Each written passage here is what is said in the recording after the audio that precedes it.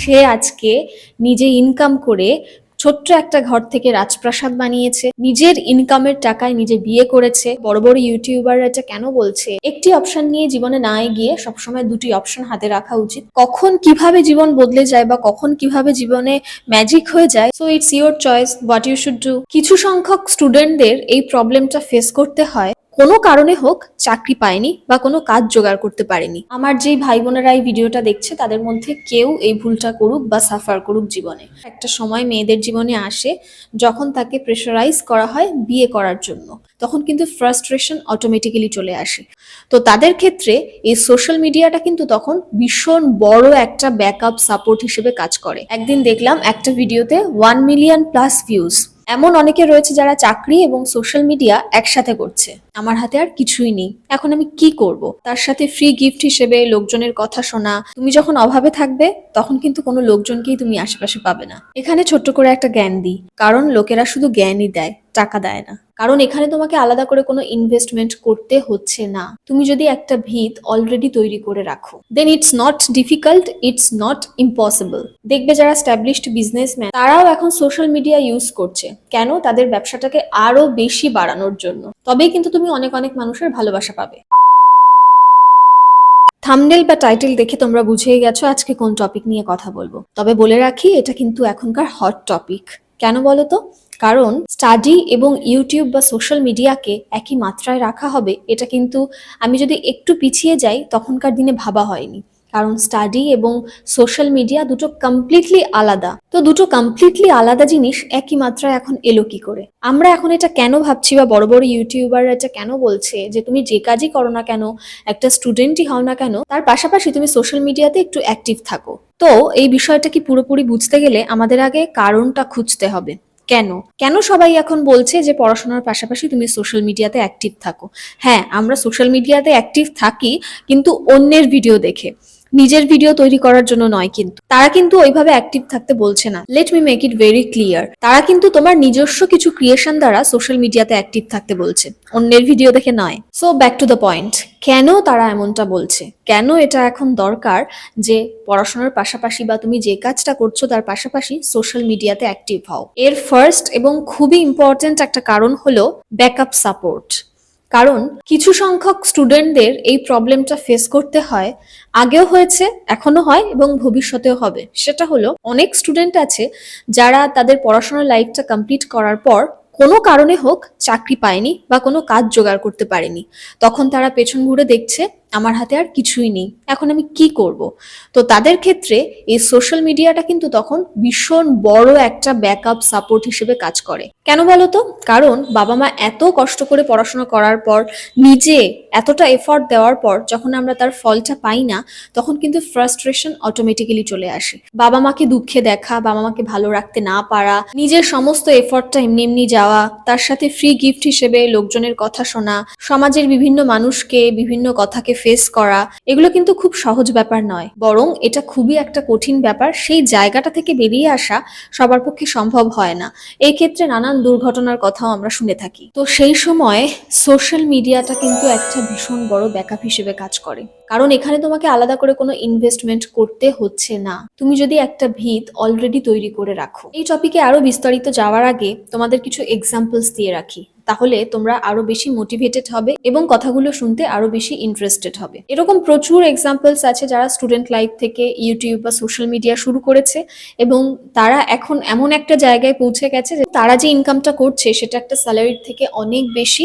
Even সব থেকে বড় বিষয় হলো, তাদের না কোনো মেন্টালি প্রেশার আছে, না কোনো হেডেক আছে, না তাদের কোনো চিন্তা আছে, না তাদের কোনো ওয়ার্ক প্রেশার আছে, কিছুই নেই তাদের, কিন্তু তারা একটা ভালো অ্যামাউন্ট আয় করছে। তোমরা নাম্বার 1 ব্লগারকে চেনো? সৌরভ যোশী। সে খুব কম বয়স থেকে ইউটিউবটা শুরু করেছিল। তুমি যদি তার হিস্ট্রি দেখো, সে কিন্তু খুবই নিম্ন একটা ফোন থেকে শুরু করেছিল। তার ফোন রাখারও জায়গা ছিল না, তার একটা পড়াশোনা করার টেবিলও ছিল না। সে আজকে নিজে ইনকাম করে ছোট্ট একটা ঘর থেকে রাজপ্রাসাদ বানিয়েছে, নিজের ইনকামের টাকায় নিজে বিয়ে করেছে। ইভেন সে এটাও বলে ইন্টারভিউতে যে আমি যতটুকুন ইনকাম করে ফেলেছি, আমার আগামী 5-10 বছর ইনকাম না করলেও হবে, কিন্তু তাও সে এফর্ট দিয়ে এখনো ভিডিও বানায়। এই বিষয়টা একটু পরে আসবো যে তাদের চিন্তাভাবনা এমন কেন। তারা জানে যে আমি অনেকটা জমিয়ে ফেলেছি, আমার একটু একটু কাজ করলে হয়ে যাবে, তাও তারা এখনো এফর্ট দিয়ে কেন ভিডিও করে, এটা পরে বলবো। Now back to the main point. আমরা একটু হলেও এটা তো বুঝতে পারলাম যে এটা কেন জরুরি। এবার অনেকের মনে এই প্রশ্নটা হতেই পারে, বা অনেক বাবা মার মনে এই প্রশ্ন হতে পারে, সোশ্যাল মিডিয়াতে অ্যাক্টিভ থাকলে তাদের পড়াশোনার জীবনে কোনো এফেক্ট পড়বে কিনা। বিষয়টাকে এভাবে ভাবো, তুমি যে কাজটা অ্যাক্টিভলি করছো সেটা পড়াশোনা হতে পারে, কেউ চাকরি করছে হতে পারে, কেউ বিজনেস করছে হতে পারে, যে কাজটা তুমি অ্যাক্টিভলি করছো সেটার থেকে একেবারেই এখানে সময় দেওয়ার প্রয়োজন নেই। তুমি কোথার থেকে সময় বের করবে? অ্যাক্টিভলি যে কাজটা করছো সেটা করার পর আরো নানান কাজ আমরা করি, কারণ 24 ঘন্টা পড়াশোনা করা বা যে কোনো কাজ করা একটা মানুষের পক্ষে সম্ভব নয়, সেটা কেউ করেও না। তুমি পড়াশোনা করার পর বিকেলে বা সন্ধ্যেবেলায় একটু বন্ধুদের সাথে আড্ডা দিতে যাও। তুমি যদি 30 মিনিট আড্ডা দাও, সেখান থেকে তুমি 10 মিনিট টাইম বের করো। আর সব থেকে বড় ব্যাপার, আমরা সোশ্যাল মিডিয়ায় নিজেরা অ্যাক্টিভ না হলেও অন্য যারা অ্যাক্টিভ তাদের ভিডিওগুলো কিন্তু আমরা দেখি, সেখানে কিন্তু আমাদের অনেকটা সময় যায়। এই ধরে নাও একটা নর্মাল মানুষ তার সমস্ত কাজ করার পরেও 24 ঘন্টার মধ্যে 2 ঘন্টা কিন্তু ফোন দেখে, ইজিলি দেখে। সেখান থেকে বেশি না, তুমি 20 মিনিট সময় বের করো।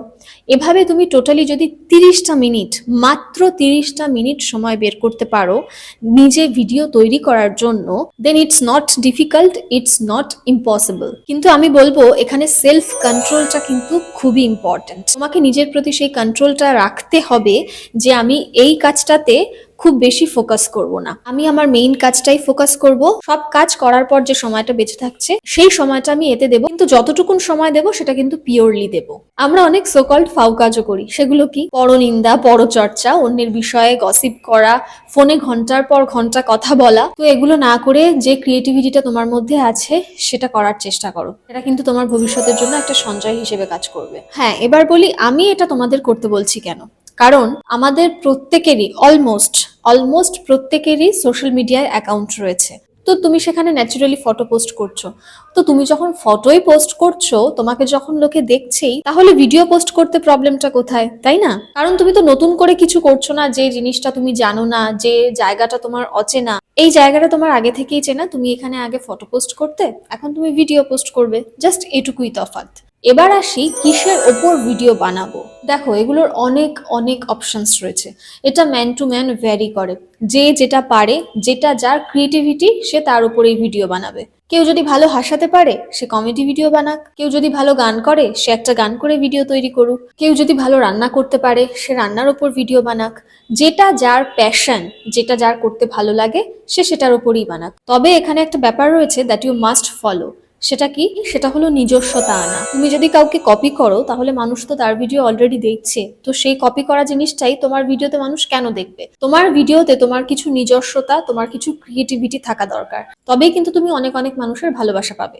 আর হ্যাঁ, আমি জানি এমন অনেকেই দেখছো যারা আমার মতো, মানে যারা পড়াশোনার পাশাপাশি আর কিছুই শেখনি, যেমন আমি পড়াশোনার পাশাপাশি আর কিছুই শিখিনি। তারা কি করবে? তাদের জন্য একটা খুব ভালো জিনিস যেটা এখন খুব চলছে, সেটা হলো ব্লগিং, যেটা মানুষকে এন্টারটেনমেন্ট দেয়। কারণ সারাদিন কষ্ট করার পর, সারাদিন পড়াশোনা করার পর মানুষ কিন্তু এন্টারটেনমেন্ট রিলেটেড কিছু দেখতে চায়, এবং এখানে সব থেকে বেশি পপুলার হলো ব্লগিং ভিডিও। কিছুই না, সিম্পল তুমি যা করছো, তোমার ফ্যামিলি মেম্বার্সরা যা করছে সেটাই ভিডিও করো, সেটাই শুট করো, সেটাই পোস্ট করো।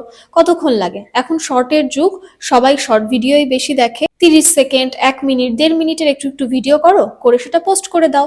আর ব্লগিং ভিডিওর সব থেকে সুবিধা হলো এটা শুট করতে টাইমও লাগে না, আর এটাতে এডিটও করতে হয় না, যেটা অন্য ভিডিওতে প্রয়োজন হয়। কারণ এডিট করতে অনেক অনেক সময় লাগে, এবং এডিট শিখতেও অনেক সময় লাগে। ন্যাচারাল জিনিসপত্র দেখাও, ন্যাচারালি তোমরা যেটা করছো সেটা দেখাও, দেখবে মানুষ ন্যাচারাল জিনিসপত্র দেখতে বেশি পছন্দ করে। এবার আসি সব থেকে ইম্পর্ট্যান্ট কথায়। ছেলেরা ভাববে আমি একটু বায়াস হয়ে বলছি, একেবারেই নয়। কারণ পড়াশোনা করার পর একটা সময় মেয়েদের জীবনে আসে যখন তাকে প্রেশারাইজ করা হয় বিয়ে করার জন্য।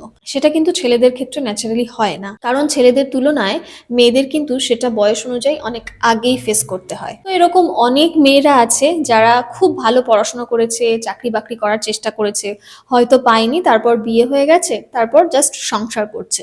সেরকমই এমন অনেক মেয়েও আছে যারা চাকরি করার চেষ্টা করেছে, চাকরি পায়নি, বিয়ে হয়েছে, বিয়ের পর ব্লগিং শুরু করে তারা এখন টাকা ইনকাম করছে। So it's your choice what you should do. আর যদি তোমরা ভাবো লোকে কি বলবে, যদিও সোশ্যাল মিডিয়ার ক্ষেত্রে এখন আর কেউ সেটা ভাবে না, তাও তোমাদের মধ্যে কেউ যদি এমনটা ভেবে থাকো, তাহলে তাদের উদ্দেশ্যে বলবো, যখন তুমি দেখবে তোমার হাতে কোনো অপশন নেই, তখন লোকে তোমার জন্য কিচ্ছু করতে আসবে না। কারণ লোকেরা শুধু জ্ঞানই দেয়, টাকা দেয় না। তাই লোকে কি বলবে সেই কথা ভুলে গিয়ে নিজের মতো করে নিজে এগিয়ে পড়ো। এখানে ছোট্ট করে একটা জ্ঞান দিই, আজকে যত সাকসেসফুল মানুষ আমরা দেখছি, তারা সকলেই কিন্তু এই বাউন্ডারিটা পার করেছে বলেই সাকসেসফুল হয়েছে। লোকে কি বলবে বা লোকে কি ভাববে, তুমি যখন অভাবে থাকবে তখন কিন্তু কোনো লোকজনকেই তুমি আশেপাশে পাবে না। এমন অনেকে রয়েছে যারা চাকরি এবং সোশ্যাল মিডিয়া একসাথে করছে। আমার খুব চেনা পরিচিত একজনের স্টোরি তোমাদের সাথে শেয়ার করি। আমার বোনের একজন ফ্রেন্ড, একটি মেয়ে, সে খুব সুন্দর কলকা আঁকে, তার হাতের কাজ অসাধারণ।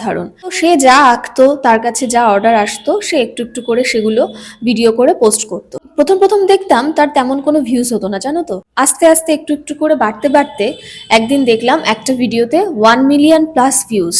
তারপর যা হয়, এখন সে আস্তে আস্তে সেটাকে একটা সাইড ইনকাম হিসেবে বেছে নিয়েছে। তো সেই কারণে বলছি, তুমি যেটাই করবে সেটা 100% দিয়ে করো। কখন কিভাবে জীবন বদলে যায় বা কখন কিভাবে জীবনে ম্যাজিক হয়ে যায়, এটা কিন্তু আমরা আগে থেকে কেউই ভাবি না, এবং এই ম্যাজিকটা হয় সেটার উদাহরণ কিন্তু আমরা সোশ্যাল মিডিয়াতে অনেক দেখতে পাই।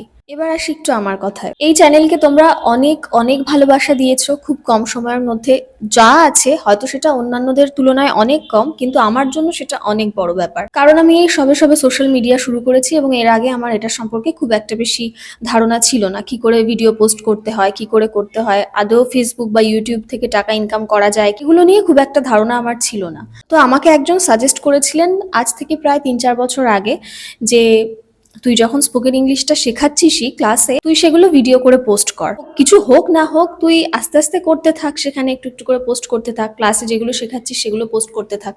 তো তখন আমি অতটা তার কথায় গুরুত্ব দিইনি। এই কারণেই দিইনি কারণ সোশ্যাল মিডিয়া সম্পর্কে আমার কোনো ধারণাই ছিল না। তো আমি যখন আজকে এসে সোশ্যাল মিডিয়াটা শুরুই করলাম, এটা যদি আমি সেই 3-4 বছর আগে করতাম, তোমরা যেভাবে আমার টিচিংটাকে পছন্দ করছো, অনুপ্রেরণা দিচ্ছ, তো সেই জায়গাটা থেকেই বলছি, এটা যদি আমি 3-4 বছর আগে শুরু করতাম, হয়তো তোমাদের ভালোবাসায় আরো অনেকটা এগিয়ে যেতে পারতাম। তো আমি যে ভুলটা করেছি, আমি চাই না আমার যে ভাই বোনেরা এই ভিডিওটা দেখছে তাদের মধ্যে কেউ এই ভুলটা করুক বা জীবনে সাফার করুক। সেই কারণেই বলবো, পড়াশোনাটাকে মেইন উদ্দেশ্য রেখে এটা সাইডে করো। এটার জন্য না কোনো আলাদা করে এফর্ট দিতে হয়, না তোমাকে কোনো ইনভেস্ট করতে হয়, না তোমাকে আলাদা করে সময় বের করতে হয়, না এটার জন্য তোমার কোনো কিছুর উপর কোনো বাজে প্রভাব পড়বে। আমার এমনটা মনে হয়। তাই জন্যই বলবো, সোশ্যাল মিডিয়ার গুরুত্বটা যদি এখন থেকে বোঝো, সেটাকে যদি সঠিকভাবে ব্যবহার করতে পারো, তাহলে হয়তো একটা সময় গিয়ে এটাই তোমার একটা স্ট্রেংথ হয়ে দাঁড়াবে, তোমার একটা ব্যাকআপ সাপোর্ট হয়ে দাঁড়াবে। দেখবে যারা স্ট্যাবলিশড বিজনেসম্যান, যাদের এমনিতেই আগে থেকেই অনেক বড় বড় ব্যবসা আছে, তারাও এখন সোশ্যাল মিডিয়া ইউজ করছে। কেন? তাদের ব্যবসাটাকে আরো বেশি বাড়ানোর জন্য। তাদের ব্যবসাটা এমনিতেই হচ্ছে, অনেকের থেকে অনেক ভালোভাবে হচ্ছে, তাও তারা চেষ্টা করছে তাদের ব্যবসাটাকে আরো মানুষের মধ্যে ছড়িয়ে দেওয়ার, আরো বড় করার। তো এই লক্ষণটাই আমাদের প্রত্যেকের মধ্যে থাকতে হবে। কেন বলতো তারা এমনটা করে? যারা জীবনে সমৃদ্ধশালী হতে চায়, তারা সবসময় দুটো অপশনকে সামনে রেখে এগোয়। যদি তাদের মেইন ব্যবসাটা কোনো কারণে ডাউন হয়ে যায়, তাহলে তারা সোশ্যাল মিডিয়া থেকে ইনকাম করতে পারবে, সোশ্যাল মিডিয়ায় বিজনেস করতে পারবে। তো এই কোয়ালিটিটা আমার মনে হয় আমাদের প্রত্যেকের মধ্যে থাকা উচিত। একটি অপশন নিয়ে জীবনে না এগিয়ে সবসময় দুটি অপশন হাতে রাখা উচিত। কোনো কারণে একটি যদি না হয়, কারণ হবেই হবে এমন গ্যারান্টি কিন্তু আমরা কেউই দিতে পারি না, তাই কোনো কারণে যদি একটি না হয়, তাহলে আরেকটি যেন জীবনে একটা সাপোর্ট হিসেবে কাজ করে, সেটা নিয়ে যেন তোমরা এগিয়ে যেতে পারো। ও হ্যাঁ, যে কথাটা তখন বলেছিলাম যে সৌরভ যোশী এখনো কেন সেম এফর্টের সাথে ভিডিও বানায় এবং সে প্রত্যেক দিন ভিডিও পোস্ট করে। সে যতটুকু আয় করে ফেলেছে, ভবিষ্যৎ নিয়ে তার আর কোনোই চিন্তা নেই, তবুও কেন সে করে? একটা কথা কি জানো তো, যারা পরিশ্রমী, যারা পরিশ্রম করতে জানে, তারা কাজ ছাড়া থাকতে পারে না, এবং যারা বুদ্ধিমান তারা কিন্তু সবসময় ভবিষ্যতের কথা চিন্তা করে জীবনে এগোয়। তো সেই কারণেই সে বলে, আমার এখনো দুটো ভাই আছে, তাদের কথা ভাবতে হবে, ইভেন আমার উপর অনেক দায়িত্ব আছে, সেগুলো পালন করতে হবে, এবং ভবিষ্যতে যদি এমন কিছু হয় যেখানে আমার অনেক টাকার প্রয়োজন, এগুলো মাথায় রেখেই আমি এখনো ভিডিও বানাই। আশা করি কথাগুলো তোমাদের ভালো লাগলো এবং ভিডিওটি থেকে তোমরা একটু হলেও উপকৃত হয়েছো। তাই যদি মনে হয় তোমার বন্ধুদের কাছেও এই মেসেজটা পৌঁছানো দরকার, তাহলে ভিডিওটিকে তোমার বন্ধুদের সাথে শেয়ার করো। সকলে বেশি বেশি করে ইংলিশ শিখতে থাকো। খুব ভালো থাকো।